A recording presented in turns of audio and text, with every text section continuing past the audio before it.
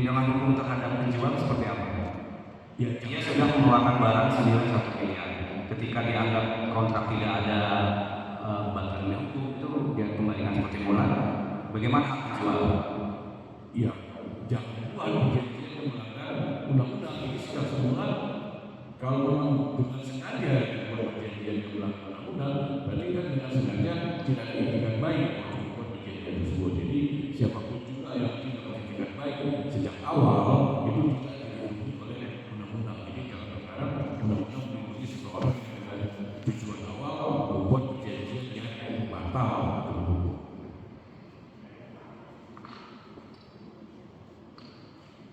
Baik, yang mulia, terima kasih.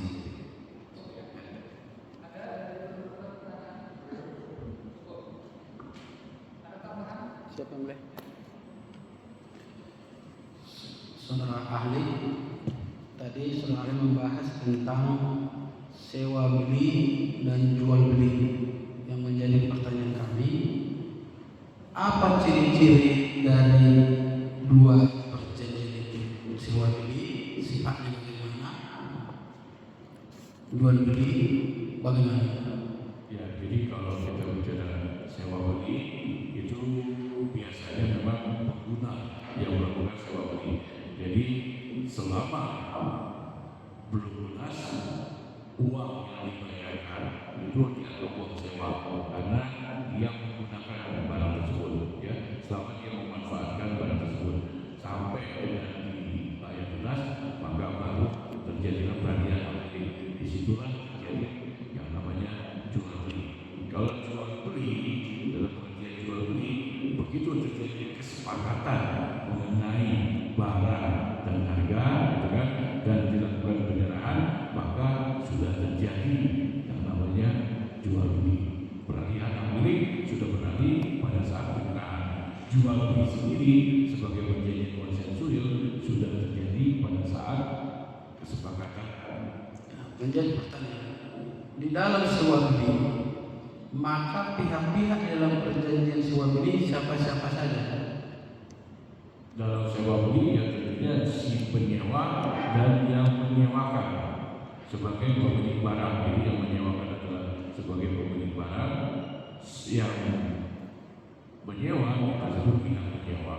Nah, nanti pada saat di ujung pembayaran sewa terakhir dilakukanlah transaksi jual beli. Artinya pada saat di ujung pembayaran sewa terakhir terjadilah peralihan hak milik dari yang menyewakan menjadi penjual dan penyewa menjadi pembeli.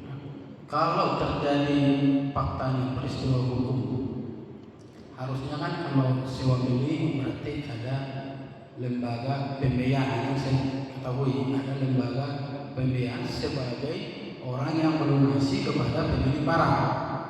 Disinilah penyewa yang disebut tadi oleh saudara ahli. Jadi dia hanya punya hubungan hukum terhadap pembiayaan ini. Jadi dia tidak langsung kepada pemilik barang, tapi pemilik barang berhubungan langsung sebagai dari pembiayaan ini, karena dia punya kewajiban langsung kepada pemilik barang. Penyewa hanya berhubungan dengan lembaga pembiayaan. Itu yang saya pahami. Menurut pendapat ahli bagaimana? Ya, dalam praktek memang yang terjadi seperti itu. Jadi jarang sekali si prinsipal itu terus kemudian melakukan transaksi sewa beli sendiri. Jadi biasanya memang melalui lembaga pembiayaan. Nah, kalau terjadi si pemilik barang langsung kepada pembeli, apakah itu sewa beli? Ya, umumnya dilakukan jual beli. Jual beli kalau seperti itu transaksinya. Nah, pertanyaan selanjutnya, kalau kita membuat perjanjian sewa beli, apakah judul dari perjanjian itu kita sebut sewa beli atau jual beli? Judulnya harusnya sewa beli, bukan jual beli. Bagaimana? Kalau judulnya jual beli, ya jual beli terjadi peralihan hak milik. Tapi kalau judulnya sewa beli, berarti tidak terjadi peralihan hak milik sampai dengan dibayarnya harga sewa terakhir. Diperkenankan nggak seperti perjanjian di atasnya jual beli, judul jual beli, tapi klausulnya sewa beli. Ya, itu sebenarnya terjadi penyelundupan hukum. Jadi tidak berlaku artinya jual belinya. Kenapa?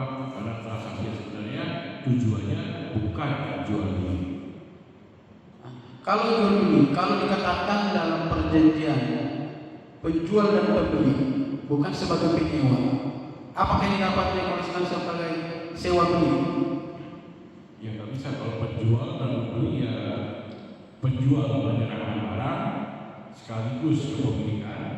Kalau sewa, pemilik barang menyerahkan barang tapi tidak menyerahkan kepemilikan. Jadi memang beda sejak awal. Jadi kalau memang sewa beli ya judulnya sewa beli.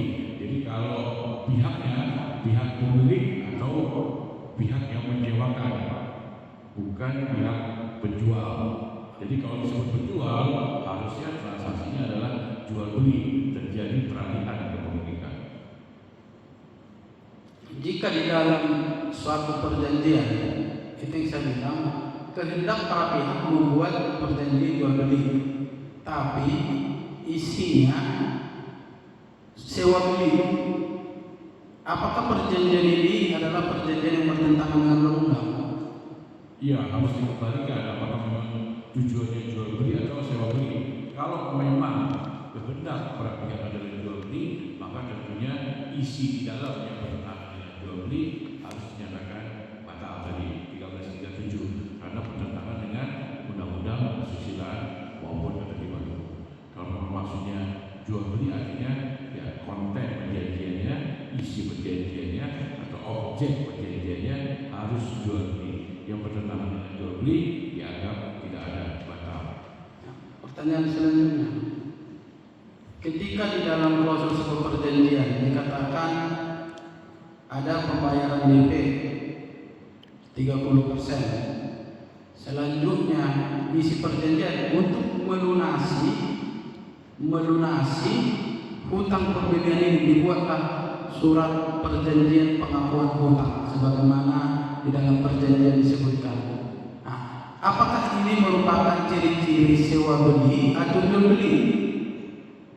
Ya, kalau dari tahun 30%, sisanya akan dibayar belakangan, berarti itu. Sisanya disebut sebagai pengakuan hutang. Ya, apapun juga sisanya itu memang hutang. Jadi itu adalah jual beli. Cukup.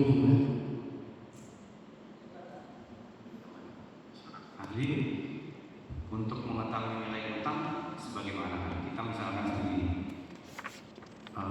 jual beli barang sangat banyak berdasarkan kontrak yang sangat banyak, total 300 miliar, terus baru dibayarkan 100 miliar, itu ada bukti-buktinya tercatat dalam transaksi bank, jelas dari bank sendiri ya, transaksinya bisa ditelusuri begitu.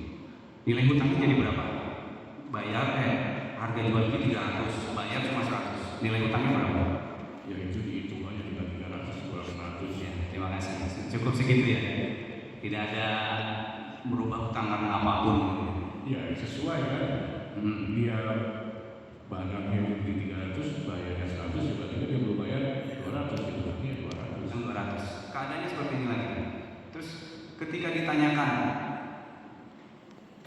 utang kamu yang harusnya 200, kamu saya tanya utang kamu 150. Terus si pembeli bilang iya utang saya 150. Apakah itu termasuk pembeli bertindak baik? Itu maksudnya gimana? Keadaannya seperti ini. Kan dari tadi 300 dibayar baru 100, berarti utang 200. Terus kita menanyakan utang kamu 150 miliar ya? Terus pembeli bilang iya utang saya 150 miliar. Itu bisa dikatakan pembeli bertindak baik? Iya. Gini, saya nggak tahu kenapa dikatakan 150. Harusnya kan yang nagih 200 kan? Kita nagih 200. Ya sudah, kalau mau dia nagih 200, ya berarti utangnya 200. Kecuali yang punya tagihan, udahlah dia bayar 150 aja oke, berarti jadi 150. Kalau dia nawarin, udahlah kamu bayar 150 aja, sudah kan boleh-boleh aja. Terima kasih.